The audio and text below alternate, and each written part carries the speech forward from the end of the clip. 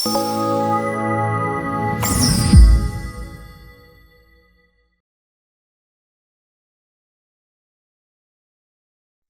Chairman GV Reddy గారు పాత్రికేయుల సమావేశం నిర్వహించారు. ఈ పాత్రికేయుల సమావేశంలో జీవీ రెడ్డి గారిని లెక్క చేయని దినేష్ కుమార్ ఐఏఎస్ మరియు అధికారులపై చర్యలు తీసుకోవాలని చెప్పి ప్రభుత్వానికి విజ్ఞప్తి చేయడం జరిగింది. ఏపీ ఫైబర్‌నెట్‌కు దాదాపు 78,000 కిలోమీటర్ల ఆప్టికల్ కేబుల్ ఉందని, ఫైబర్‌నెట్‌కు ప్రతిరోజు కూడా ఇబ్బందులు ఎదురవుతున్నాయని తెలియజేయడం జరిగింది.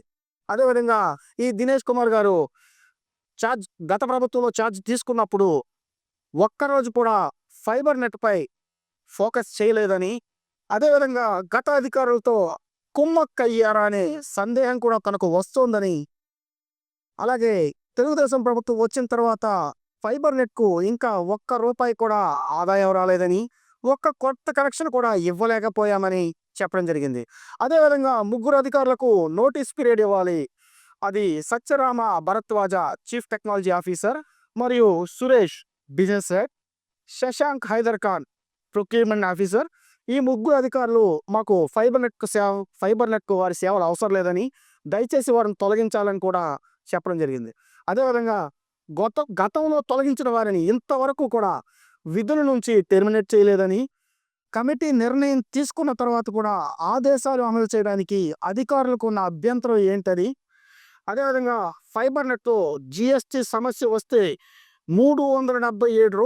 377 కోట్ల జరిమానా విధించడం జరిగిందని, ఇప్పటికే ఫైబర్‌నెట్ సంస్థ కష్టాల్లో ఉందని, దయచేసి ఈ అధికారులపై చర్యలు తీసుకోవాలని, ఆదేశాలు బేఖాతరు చేస్తున్న అధికారులపై చర్యలు తీసుకోవాలని, అదేవిధంగా తాను తొలగించినటువంటి ఎవరైతే వైసీపీ ప్రభుత్వం గతంలో తమ డ్రైవర్లకు ఇంకొకరికో తమను నమ్ముకున్న కార్యకర్తలకు 410 ఉద్యోగాలు అవసరం లేని వారికి కూడా ఫైబర్‌నెట్‌లో ఉద్యోగాలు ఇప్పించి జీతాలు ఇచ్చిందని, వారిని తొలగించమని ఆదేశాలు ఇచ్చినా కూడా ఇంకా వారికి జీతాలు చెల్లిస్తున్నారని, దయచేసి వీరందరి మీద చర్యలు తీసుకోవాలని చెప్పి ప్రెస్ మీట్ పెట్టి ప్రభుత్వానికి మన ఫైబర్‌నెట్ చైర్మన్ జీవీ రెడ్డి గారు విజ్ఞప్తి చేయడం జరిగింది.